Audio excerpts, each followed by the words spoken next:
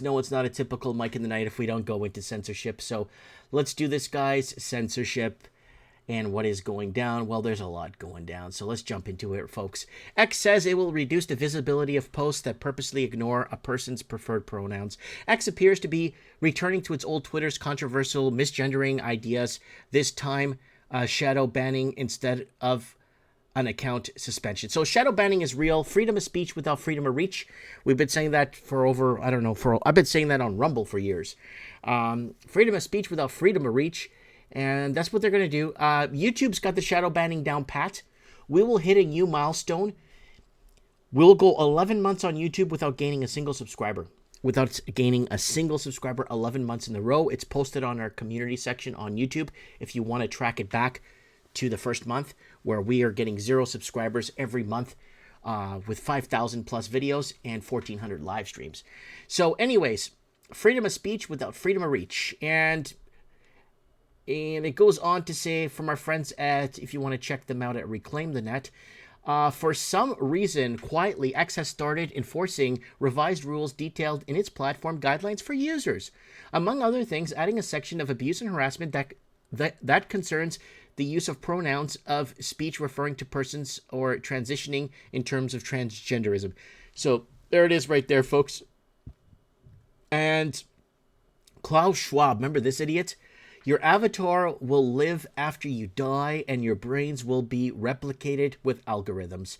At a private World Economic Forum, we'll just go to the forum right here and just get to the point. Where is it? Is this the one here? Let me see if it's, I think it's this one right here. You have the chance to look forward to a career of 50 years. And my own opinion, yeah. Maybe more. You will get some injections and some and so on, and then don't forget your avatar will continue to live. So and your brain will be replicated through artificial intelligence and algorithm. So we don't know, but at least 50 years. So there it is right there. I wanted to share this with you guys because I think it's kind of important what they're doing. And again, this goes back to 2018 Mike in the Night, where I believe this was soul catching, and how we had that guest on where we went. I found a guest that we discussed soul catching and how they want to entrap our souls or take our souls away. So it could be something like that. Is something we were kind of trying to make sense of the whole situation at the time. Let's keep going. Court confirms reaction videos are fair use. The production company behind Brendan Schaub podcast tried to claim copyright infringement after a YouTuber reacted to their content. So there's these reaction videos that are going all over YouTube, and I think reaction videos are only allowed for specific targeted YouTube influencers that have followed the protocol. And if I took somebody's video and put it behind me and I reacted to it, they would just terminate my channel. YouTube is looking for ways to terminate the channel. They'll find ways to terminate it. But I think this whole reaction video fair use, I honestly think it's only for specific people to use. Because if it's a channel that YouTube doesn't want, they'll just terminate the channel. So they got to be careful with this fair use reaction video if you decide to make those videos. Make sure you check all the boxes, folks. And Google, Gemini AI creates fake book reviews to defend Google. And again, this AI garbage is going to expand, and it's going to Google Gemini, the text giant new AI chatbot aimed at competing with ChatGPT, generated a series of fabricated reviews, falsely attributing them to actual individuals to undermine the credibility of Peter Hassan's 2020 book of political biases with Google and other major tech firms. So there it is right there, folks. And anything that goes against, they'll find a way to circumnavigate and reach a different conclusion. And that's what this has all been about this whole time, right? And UK government pressures social media giants to tackle misinformation ahead of elections. And here on this channel, we believe, and we've wholeheartedly believed for almost 3 years now, there isn't going to be a 2024 election, and they're going to do anything they can to postpone them, right?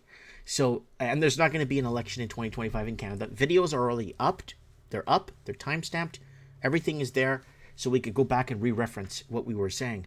And the UK and new parliamentary under Secretary of State for Tech and Digital Economy, Conservative MP, I can't even read that, and politician seems very enthusiastic when talking about things like cooperation with big tech, particularly in terms of elections.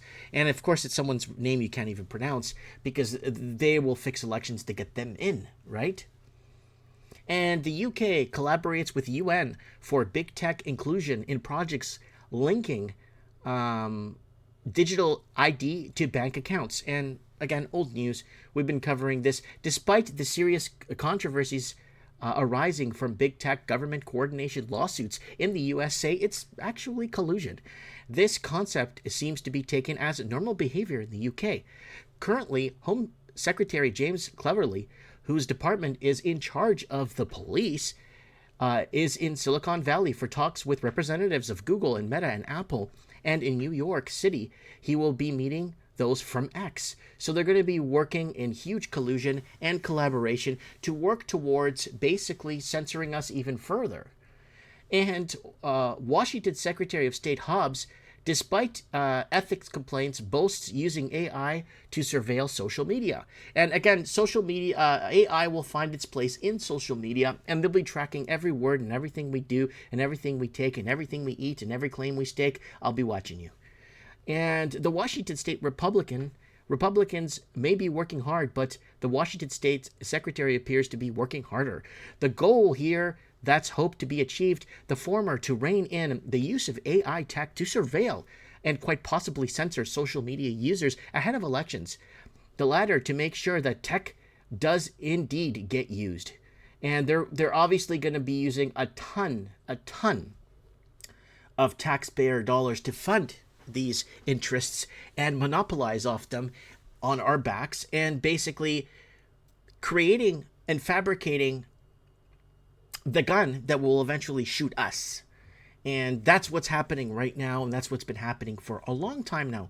And trying to piece it together as we move along through 2024 is going to be a very interesting time to be alive, right?